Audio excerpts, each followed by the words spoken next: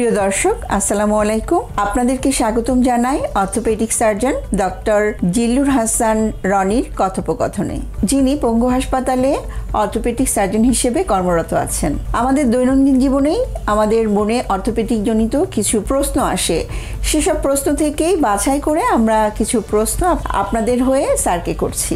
যত বেশি পানি খাবো তত আমাদের কিডনি ভালো থাকবে, এই ধারণাটা কি ঠিক? এই ধারণাটা ঠিক কিনা সেটা জানার জন্য আমরা স্যারের কাছে প্রশ্ন করছি। জি ধন্যবাদ। এটাও আমাদের খুব বার্নিং কোশ্চেন বা অনেক সবসময় আমরা জানি বা পাই, আমাদের কাছে বলে বা আমাদের অনেকের ধারণা যে বেশি বেশি পানি খাও কিডনি তত ভালো থাকবে, বেশি করে পানি খাও। তো এটা আসলে কি যে ধারণাকে ঠিক কিনা? না, একদমই ধারণা ঠিক না।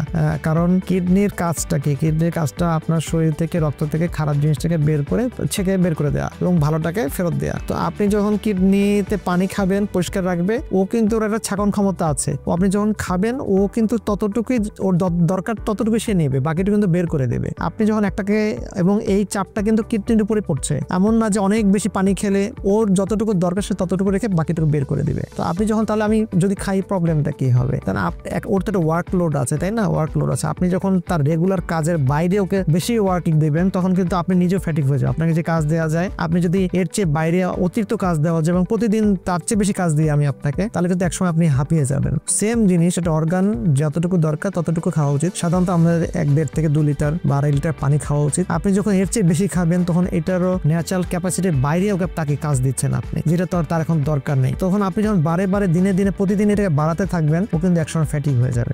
বরং আরো দেখা যায় যে কিডনি রোগীদের আমরা পানি লিমিট করে দিই, যে আপনি সাধারণত দিনে 1 লিটার পানি খাবেন, আমরা বোতল দেখিয়ে দিই যে আপনি এতটুকু পানি খাবেন, আপনি এতটুকু পানি খাবেন। সো পানি বেশি খেলে কিডনি ভালো থাকবে, একদমই ভুল ধারণা। আমার এখানে আরেকটা আমার নিজের মনে প্রশ্ন জাগলো, কিডনির জন্য ভালো 4 লিটার পানি খেলে বা 2.5 লিটার পানি খেলে, সেই ক্ষেত্রে কি কেউ যদি চায় আমি সময় পাচ্ছি না, আমি একবারে 2.5 লিটার পানি খাবো বা একবারে 4 লিটার পানি খাবো না, আমি এটা কিভাবে খেতে পারি?